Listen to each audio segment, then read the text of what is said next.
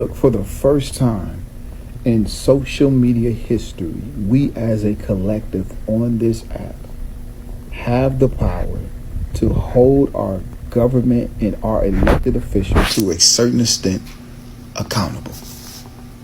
We get to hold them accountable through this TikTok app. Hey y'all, we're not back with another video. As you just heard what the brother said, for the first time in history, we as a collective have the power to hold the government accountable because of this TikTok ban. Because when you're gonna hear what the next lady said, everything's gonna make sense. If the government is in a hurry to get rid of TikTok, why don't they get rid of companies like Shein and Temu? Last time I checked, those are not American companies. Those are, I don't know, Chinese or whatever company. And we in the US are making this company money. So eventually they have our data. They're collecting our data. They have our addresses and everything. Why don't we target this company? And TikTok, the company TikTok is housed here in the United States, in California. The parent company, ByteDance, is the one, that is owned by, I don't know, Chinese descent or some sort. And TikTok is spread throughout the whole United States, around the whole world. So it's not only Chinese owned. So something here is very fishy, guys. And we need to start talking because TikTok has changed the life of so many people. So enough talking for me. Let's get in the video and I'll come back with my commentary. Please like and subscribe. I'm an attorney and I just got done listening to the Supreme Court hear the TikTok ban issue. I think the attorney arguing against the TikTok ban made some great points. He pointed out that if the US government is so concerned about Americans' privacy and the access to our data, then why is the government not also trying to ban apps like Shein and Temu, which collect essentially the same kind of data that TikTok collects? He used this to point out that the real issue here is the government trying to control free speech. Even Justice Sotomayor stated that she is concerned that this TikTok ban is trying to control speech, which is a huge problem for Americans. Another point the attorney made in arguing against the TikTok ban is that there have been government officials make statements like, oh, TikTok is a threat to democracy, it's gonna sway Americans' opinions, which again points out that the US government is trying to control speech. I think he did a great job arguing against the TikTok ban. And of course, the attorney arguing for the ban, she keeps pointing out like, no, this is about data. But I think the strongest argument made was by the attorney arguing against the TikTok ban. Anyway, the hearing convened for today, and I'm gonna keep paying attention, and I think it starts again on Monday. The Supreme Court finally met with TikTok and the Justice Department to hear oral arguments yesterday. Now, I listened to all 3 hours and hear your updates on the highlights and the most important things you should know that happened. They are expected to have a ruling as early as next week on the TikTok ban, and I know a lot of you are nervous and you can't wait. I will tell you, everything that I'm going to share with you made me very optimistic. So TikTok's main argument was centered on First Amendment rights and that if TikTok is banned, those would be impacted. But what constitutes as free speech on TikTok? Well, it can take many forms. Not only would the speech of creators be impacted if that platform were to be taken away, but also the algorithm, which is a form of curation worldwide, is a form of expression. Now, Justice Kagan acknowledged that TikTok is an American. However, its parent company, ByteDance, is Chinese-owned. TikTok would have First Amendment rights. However, the justices kept asking questions one after another, and one very important one posed by Justice Ketanji Brown Jackson was asking, is it really about First Amendment rights being impacted here? Or is the issue the association between ByteDance and TikTok, and that should be separated? Okay, but here comes Jeffrey Fisher, who is representing the TikTok creators. He said not only is divestment nearly impossible given the timeline written in the legislation, but banning the app would deprive creators of a platform to express themselves. And of course, there was some disagreement. But if you think about it, if other creators go to other platforms, it's actually harder to build an audience. It's harder to get your voice out there. Thus, it would be harder for creators to continue expressing themselves. After this, they entered a portion where they were discussing the national security threats or any possibilities of how this data could be used against Americans. While TikTok said that there's no public proof that the US government's concern about Chinese interference have come to pass in the United States, Elizabeth Prologar, which is the Solicitor General who represented the Justice Department, had a lot of things to say. Basically, that there is a risk of national security, but it would happen in the future. Now, she had a few exchanges with Justice Kavanaugh, who acknowledged that Congress is genuinely concerned about this national security risk, but he questioned, what would it be?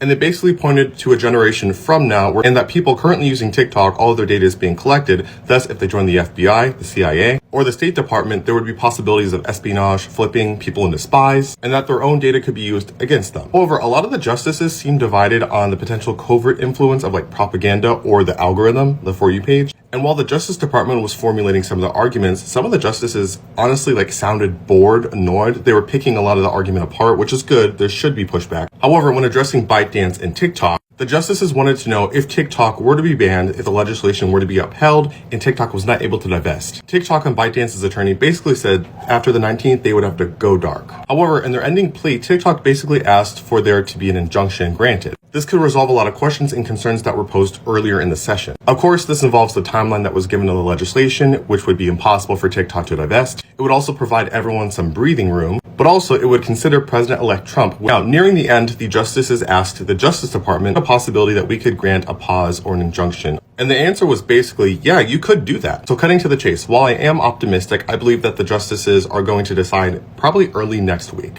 However, if there's two decisions here between, it's probably upholding the legislation, but they're probably a little apprehensive about that. So they might grant an injunction or a stay, or basically a pause, which would not only give creators a little bit longer, it would open the possibility of divestment, finding an American company who is willing to buy TikTok, which opens up a host of different topics and concerns, which I will be addressing very soon, but would effectively grant a cool-off period for everyone. But I believe that TikTok made a very solid case, and the justices are considering, unlike the lower courts, who seemingly went very quick in making the decision. Okay, if you have any questions, please put them in the comments below, and make sure to follow for more TikTok ban updates. It's time for us to be for real. Looks like the TikTok ban is actually happening, and a lot of you guys have been saying, what's next for you, and where can I find you next, and all the things, and I appreciate you guys so much for caring and wanting to continue to follow this journey. Let's talk about it. I made a whole new Instagram account. I want to separate high school and college people from what I do now, so made a whole new account. I know some of you guys have already followed my current account right now, but this one is the one I'll be using for all things biotech, lifestyle, reels, all the things. So Bree in the City, follow me there. I'll basically be reposting all the TikToks I've made into reels. Thankfully, a lot of them I made in CapCut, so they do not have the watermark, and I will be saving the ones that do have watermarks, so don't worry about that. And your girl made a YouTube page. I'm so excited to get into long form content. I'm actually really long-winded, and I'm sure you guys don't think that's a surprise at all because I have a hard time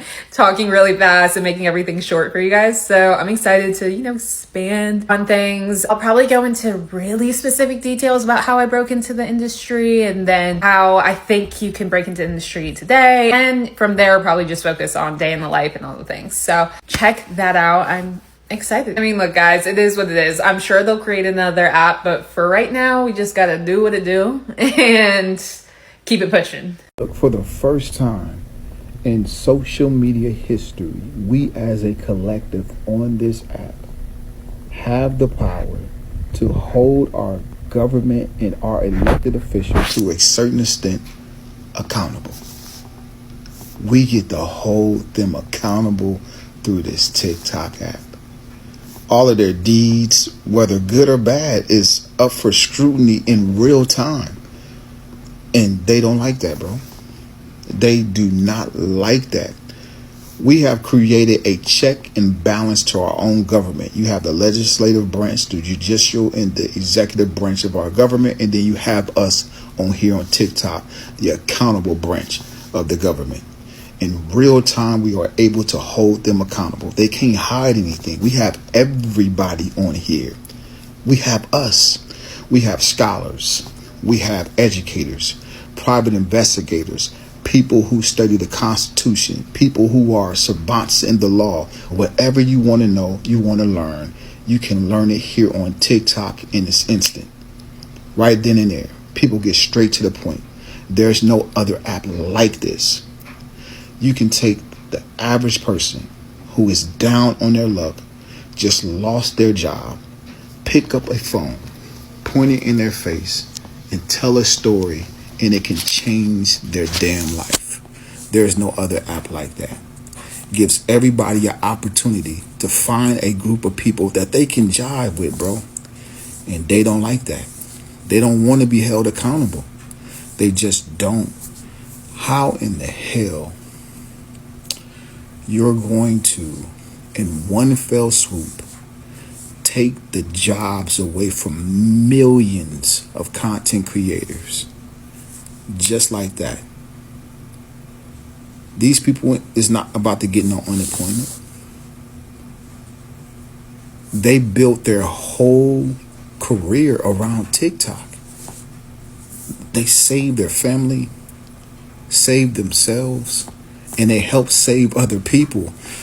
My content is about helping people with their health, in particular people with insulin resistant and type 2 diabetes. I have had people message me saying that I have saved their life.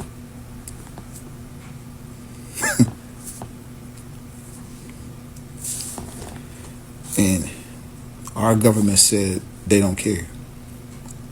I am 45 years old.